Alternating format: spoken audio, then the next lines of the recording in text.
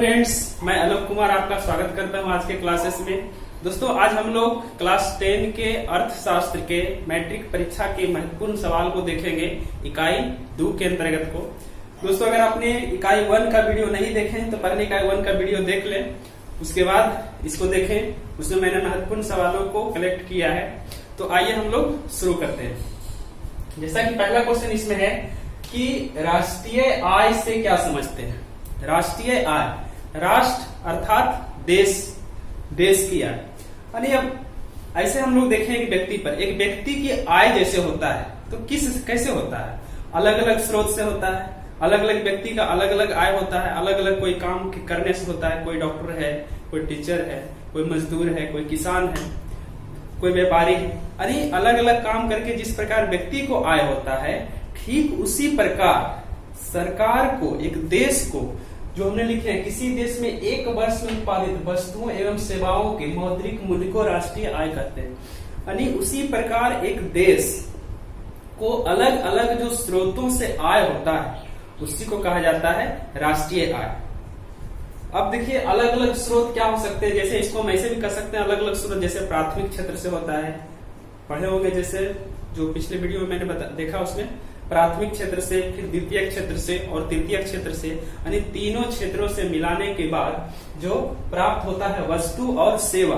वस्तु जो बेचे हैं उसके कीमत से, और सेवा जो दिए, जैसे अस्पताल से, स्कूल से, परिवहन से, ये जो सेवा मिलता है, इस सभी को मिला करके जो एक वर्ष में जो भी उसका मौद्रिक मूल्य होता है, कीमत जो होता है, उसी को कहा जाता है राष्ट्रीय आय। संक्षिप्त में, किसी देश में एक वर्ष में उत्पादित वस्तुओं एवं सेवाओं के मौद्रिक मूल्य को राष्ट्रीय आय कहा जाता है। एक्चुअली एक वर्ष इसलिए निकाला जाता है कि एक एक महीने में, अलग अलग महीने में अलग अलग हो सकता है, इसलिए एक पैमाना माना गया कि इसको एक वर्ष पर निकाला जाए।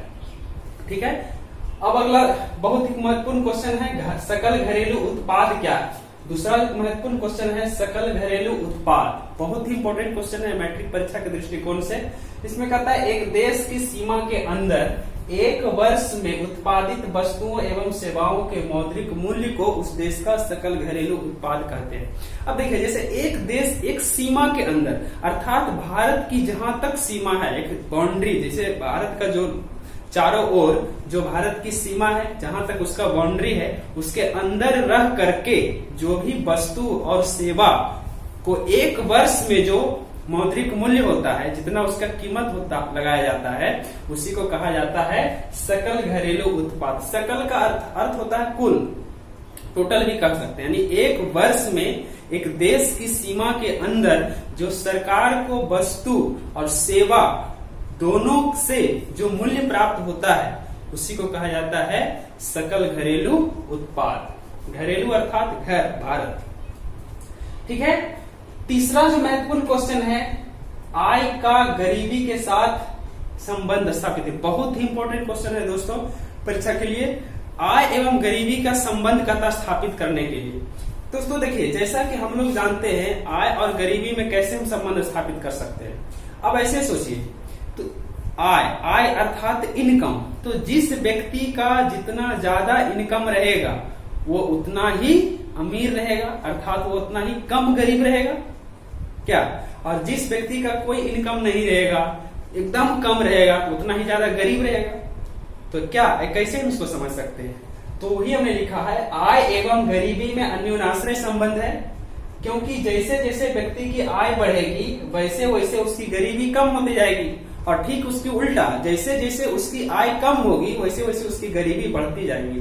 यानी किसी भी व्यक्ति का यदि आय ज्यादा होगा तो वह धीरे धीरे अमीर होता जाएगा, यानी उसकी गरीबी कम होती जाएगी। और ठीक इसके उल्टा, यदि व्यक्ति की आय कम होती जाएगी तो उसकी गरीबी बढ़ती जाएगी।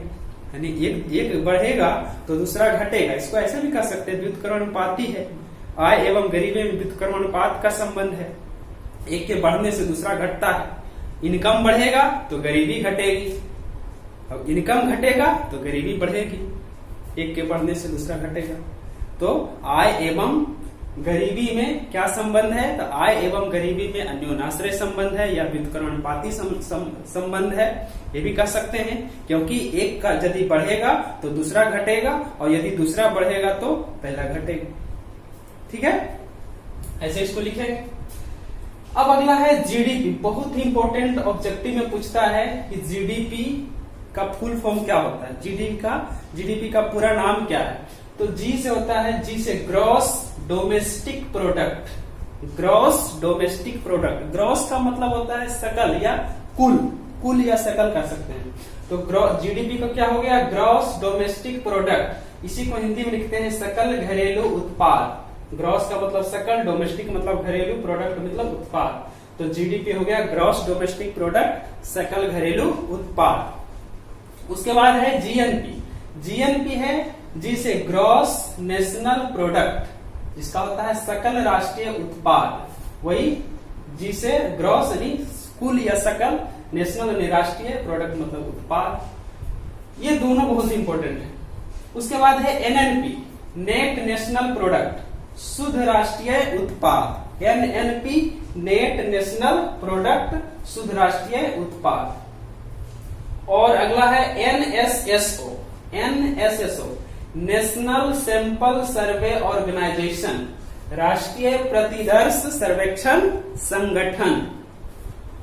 और सबसे इंपॉर्टेंट है जीडीपी के बाद सीएसओ। बहुत बार ये पूछा है सीएसओ का full form.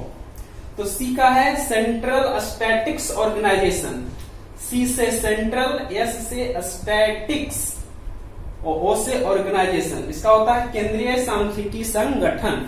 CSO central statics organisation, केंद्रीय सांख्यिकी संगठन।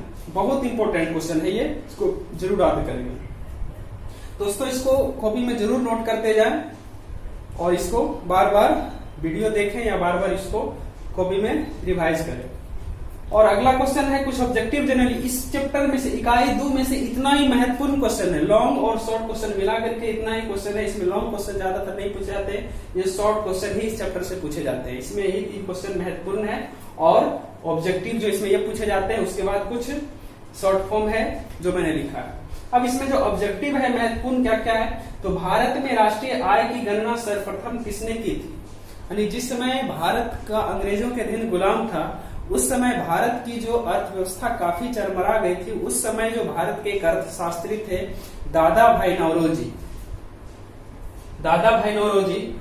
उसने 1967-68 में भारत की जब आजादी हुई तो 1967-68 में इन्होंने भारत के उस समय राष्ट्रीय आय की गणना किए। तो वही क्वेश्चन है कि भारत में राष्ट्रीय आय की गणना सर्वप्रथम किसने की थी, दादा भाई नौरोजी ने की थी 1967-68 में। और उस समय जो राष्ट्रीय प्रति व्यक्ति आय था वो 20 रुपया था। जैसा कि मैंने दूसरा क्वेश्चन में लिखा, बहुत ही इंपॉर्टेंट क्वेश्चन ये और ये दोनों ही है। अगला क्वेश्चन है दादा भाई नौरोजी के अनुसार 1967-68 में भारत का प्रति व्यक्ति आय कितना था।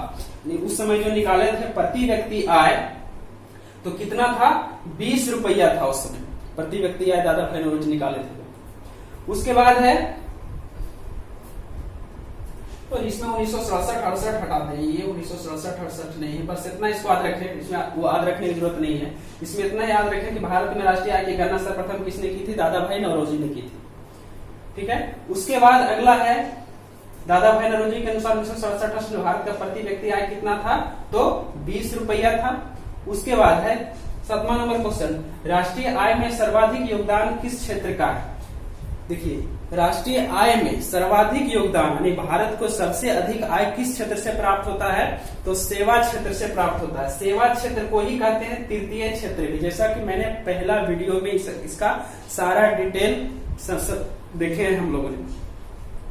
तो राष्ट्रीय आय में सबसे अधिक योगदान किस क्षेत्र का है, सेवा क्षेत्र का या तृतीय क्षेत्र का। उसके बाद अगला जो इंपॉर्टेंट क्वेश्चन है, बिहार में सबसे अधिक प्रति व्यक्ति आय वाला क्षेत्र कौन सा है। तो जैसा कि जानते हैं जो जिसका आय सबसे अधिक रहेगा वो उस क्षेत्र के लोग अमीर होंगे। तो बिहार के अगर देखा जाए तो बिहार का जो पटना है वहां का प्रति व्यक्ति आय सबसे अधिक है। तो बिहार में सबसे अधिक प्रति व्यक्ति आय वाला क्षेत्र कौन सा है, पटना है, पटना जिला। अगला जो है बहुत इंपॉर्टेंट, गरीबी को जन्म देती है, यह किसने कहा है। प्रसिद्ध अर्थशास्त्री थे रेगनर नर्क्स एक अर्थशास्त्री थे। उन्होंने कहा था कि गरीबी को जन्म देती है।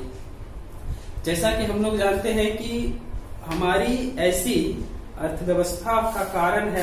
हम लोग देखते हैं कि जो गरीब है लगातार गरीब होता जा रहा है और अमीर लगातार अमीर होता जा रहा है। उसी के सिद्धांत पर है प्रोफेसर रेगनर अर्नस्ट का कि गरीबी जो है गरीबी को जन्म देती है। और लास्ट क्वेश्चन जो है, भारत का वित्तीय वर्ष कब से कब तक माना जाता है?